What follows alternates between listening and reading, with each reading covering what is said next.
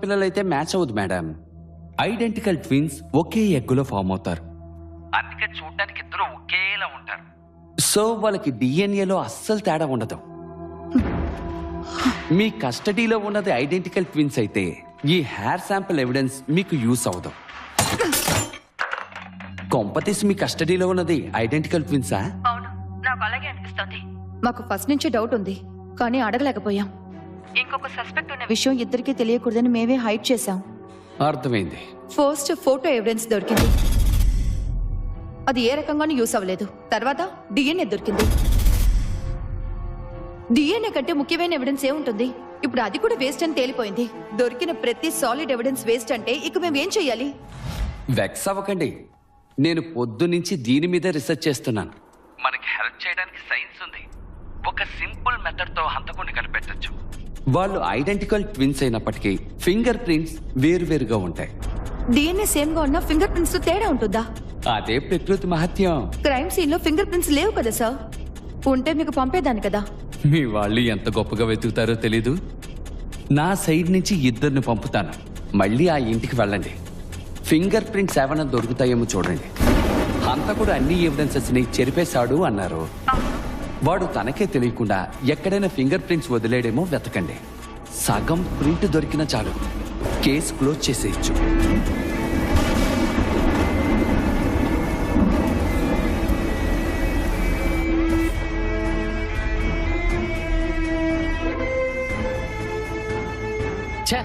వెతికిన చోటే మళ్ళీ వెతికిస్తుంది, చిరాకొచ్చేస్తుంది.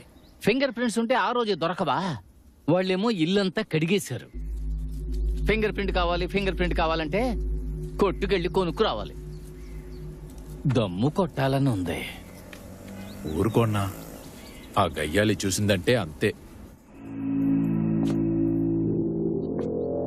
నేను లోపలికి వెళ్తున్నాను. ఫారెన్సిక్ టీం నెక్స్ట్ ఇక్కడికే వస్తుంది.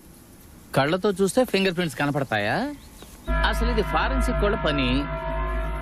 మధ్యలో నన్నెందుకు చావగొడుతోంది?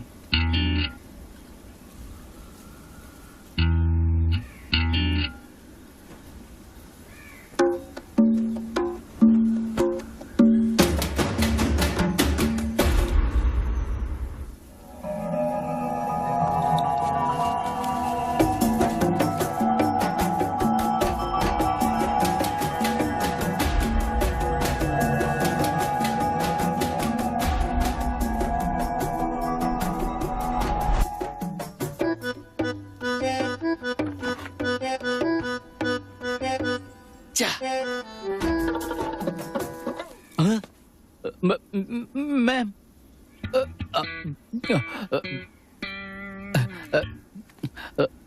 మేడం. ఏంటి ఇక్కడికి ఎందుకు వచ్చాం? ఎవిడెన్స్ కోసం మేడం. మరి మీరేం చేస్తున్నారు? థు.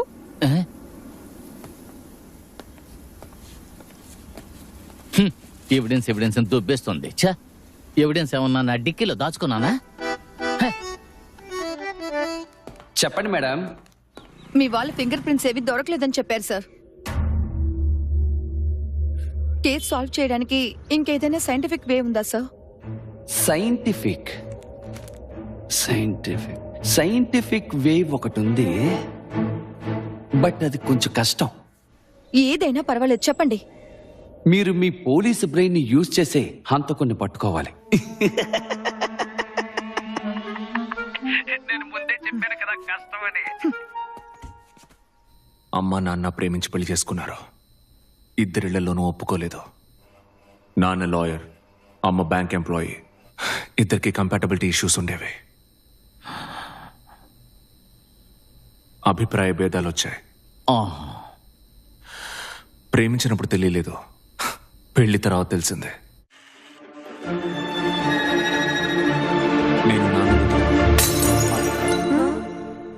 వాళ్ళకి డివోర్స్ అయినప్పుడు నాకు విజయ్కి 7 ఏళ్ళు. నేను నాన్న దగ్గర, అర్జున్ అమ్మ దగ్గర. మా నాన్న ఎవరు? నేనే. మా అమ్మ ఎవరు? నేనే. నా ప్రాణం ఎవరు? నేనే.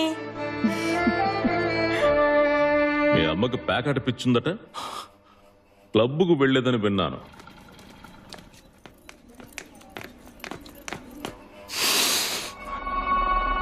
ఆడు చెప్పాడా? వాణ్ణి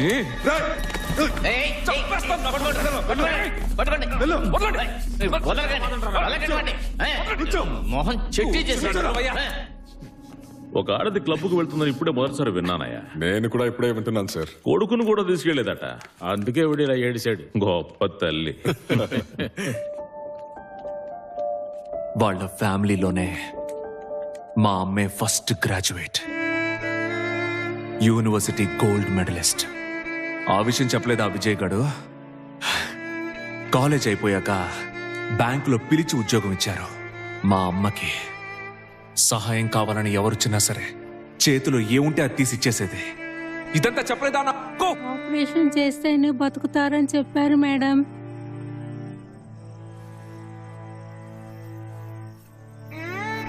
ఇదొక్కటే ఉంది, దీన్ని అమ్మి ఆ డబ్బు వాడుకో. Thanks madam.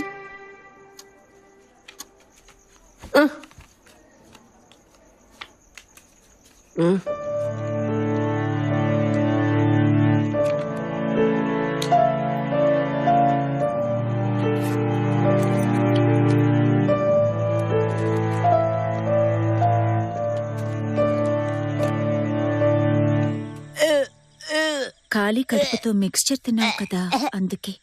ఛే, రేపటి నుంచి నేను అసలు క్లబ్కు వెళ్ళను.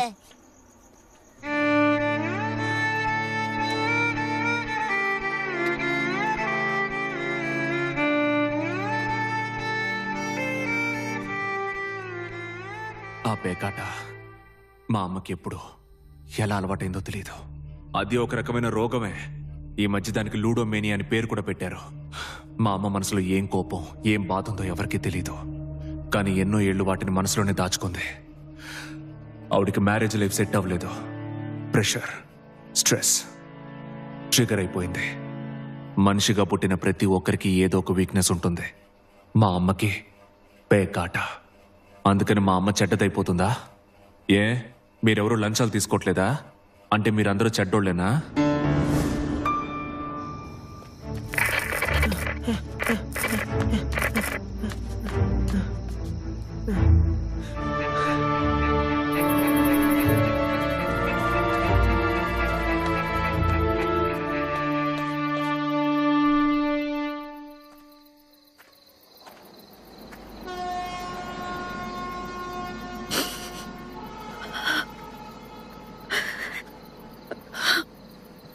అమ్మా,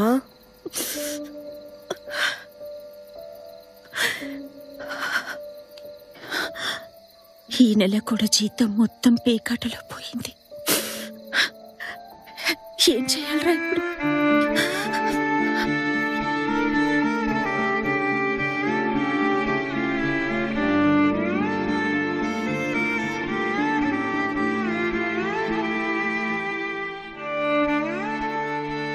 ఆకాష్ మర్డర్ గురించి ఎంక్వైరీ చేయకుండా మా పాస్ట్ ఎందుకు తవ్వుతున్నారు? విజయ్ని అర్థం చేసుకోండి ఫస్ట్. కంపల్సివ్ లయర్ వాడు. నోరు తెరిస్తే అబద్ధాలే. 10 మాటలు మాట్లాడితే అందులో 8 మాటలు అబద్ధాలే అవుతాయి. సైకియాట్రిక్ ట్రీట్మెంట్ తీసుకున్నాడు 1 సంవత్సరం. తెలుసా మీకు? నేను సైకియాట్రిక్ ట్రీట్మెంట్ తీసుకున్నాను అంటున్నాడా? ఒకసారి మెంటల్ హాస్పిటల్కి ఫోన్ చేసి అడగండి, ట్రీట్మెంట్ తీసుకుంది నేనా వాడా అని. 16 నుంచి 17 1 సంవత్సరం ఫుల్గా లోపల ఉన్నది ఎవరు? ఎంక్వైరీ చేసి చూడండి, హ్యాపీగా ఎంక్వైరీ చేయండి. 2006 to 2007 1 సంవత్సరం బయటికి రానివ్వకుండా లోపల బంధించేశారు ఆ విజయ్ గారిని. ఈ తినే చెంచా ఉందే ఫోక్, ఆ ముళ్ళ చెంచాతో చీఫ్ డాక్టర్ మెడ మీద పొడిస్తే ఆయన నెలల పాటు హాస్పిటల్ చావు బతుకులో ఉన్నాడు. నిజమా కాదో కనుక్కోండి, కథలు కథలుగా చెప్తారు. అడగండి సార్, వెళ్ళి ఆ డాక్టర్ని అడగండి, పొడిచింది నేనా అర్జునా అని. కేసు అక్కడే క్లోజ్ అయిపోతుంది. మీరు చెప్పిందంతా నిజమే మేడం. వాడు వకీల్ కొడుకు. డాక్టర్ వాడిని ఏదో అన్నారని ఫోర్క్ తో మెడ మీద పొడిచేశాడట. ఆ అబ్బాయి పేరేంటి? నాకు ఆ అబ్బాయి పేరు కావాలి. తెలీదు మేడం, అది నేను ఈ హాస్పిటల్లో చేరడానికి ముందు జరిగిన సంఘటన. అప్పట్లో పనిచేసిన వాళ్ళు ఎవరు ఇప్పుడు లేరు మేడం, కానీ వాళ్ళు చెప్పుకుంటుంటే విన్నాను. ఆ చీఫ్ డాక్టర్ నేను చూశాను మేడం. ఆయన ఇప్పటికీ సరిగ్గా మాట్లాడలేరు, నత్తిగా మాట్లాడతారు. పోయినేడే ఆయన చనిపోయారు. ఆ అబ్బాయి అక్కడ పేషెంటే కదా, రికార్డ్స్ చూడండి. పోయినేడాది కురిసిన వర్షాలకి రికార్డు రూమ్ అంతా నీళ్ళొచ్చేసాయి మేడం. తడిసిపోయిన ఫైల్స్ అన్ని తీసుకెళ్లి గుడౌన్లో పడేశాను. వెతుకుతాను మేడం, దొరికితే మీకు పంపిస్తాను. అసలే బుర్ర హీటెక్కిపోయింది. వీళ్ళల్లో ఒకడు సైకో. ఇవాళ నైట్ నేను ఇంటికి వెళ్ళిపోతాను. నా షిఫ్ట్ మీరెవరైనా చెయ్యండి. అసలు అర్జున్కి సమస్య ఏంటి? తెలీదు. మా అమ్మ చనిపోయిన తర్వాత వాడు మా ఇంటికి వచ్చినప్పుడు కూడా ఇలాగే ప్రవర్తించాడు. కోపం, ఆవేశం, మూర్ఖత్వం. చాలా ప్రాబ్లమాటిక్ చైల్డ్. మీ అమ్మ ఎలా చనిపోయారు? జాండిస్. అలాగని మా నాన్న చెప్పారు. మీ అమ్మ ఎలా చనిపోయారు? జాండిస్.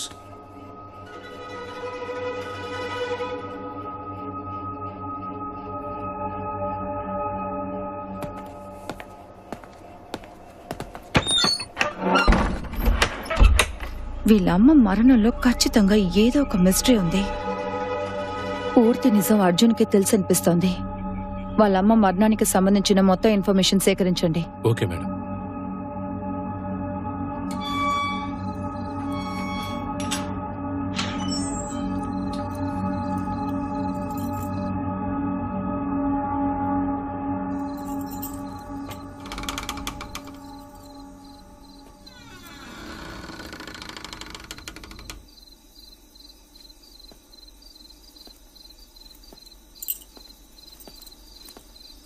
అమ్మా,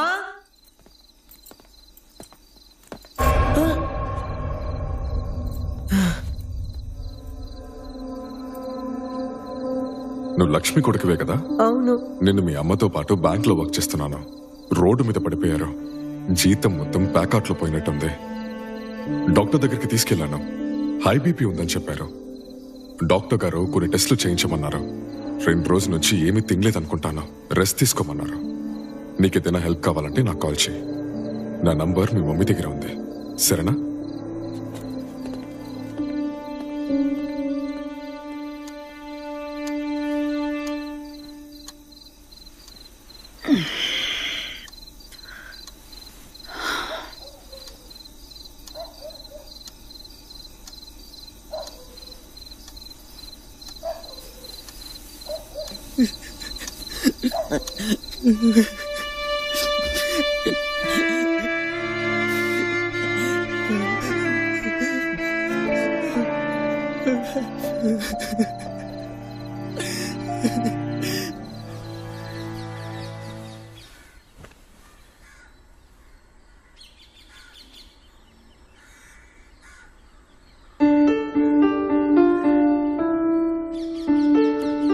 మా నాన్న ఎవరు? మా అమ్మ ఎవరు?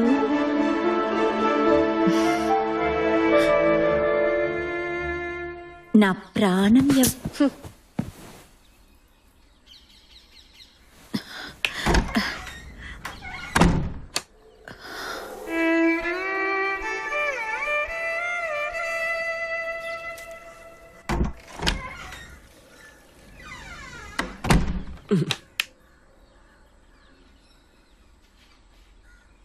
నువ్వు అనుకున్నట్టు ఏమీ జరగలేదు అర్జున్.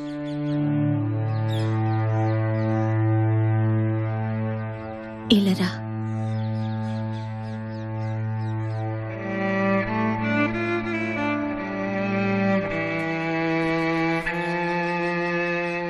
అమ్మ వంక చూడు.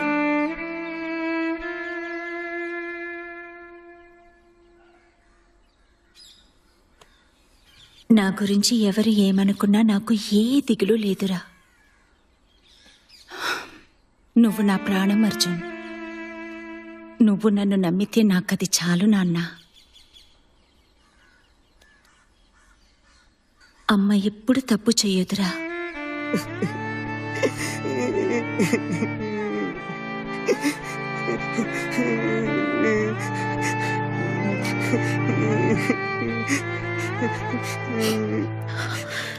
అసలు నాదేం జన్మరా. నేను నిన్ను కన్నది ఇలా ఏడిపించడానికా? మా నాన్న స్ట్రిక్ట్ గా ఉండేవారు. కిటికీ పక్కన నిలబడితే తప్పు, పక్కింటి వాళ్ళతో మాట్లాడితే తప్పు, కాలేజీ నుంచి లేటుగా వస్తే తప్పు. ఒక నరకం నుంచి తప్పించుకోవాలనుకుని ఇంకో నరకంలోకొచ్చి పడ్డాన్రా.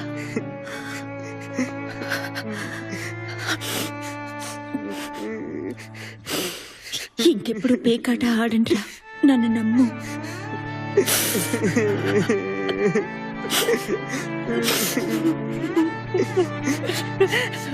నా బంగారు కొండ, నిన్ను ఏడిపిస్తున్నాను కదరా.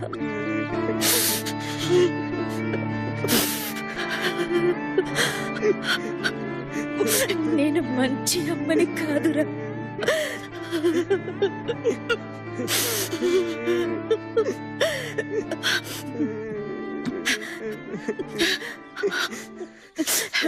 నేను ఇవాళ బ్యాంకుకు వెళ్ళను. నీకోసం బాసుంది చేస్తాను, అది తిని సినిమాకి వెళ్తాము, సరేనా?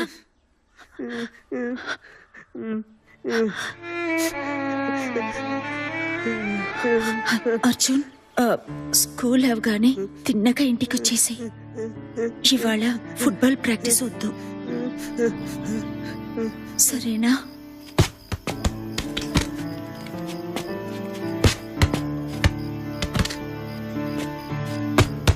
అప్పుడే నువ్వు నన్ను నమ్ముతున్నావని నేను నమ్ముతాను.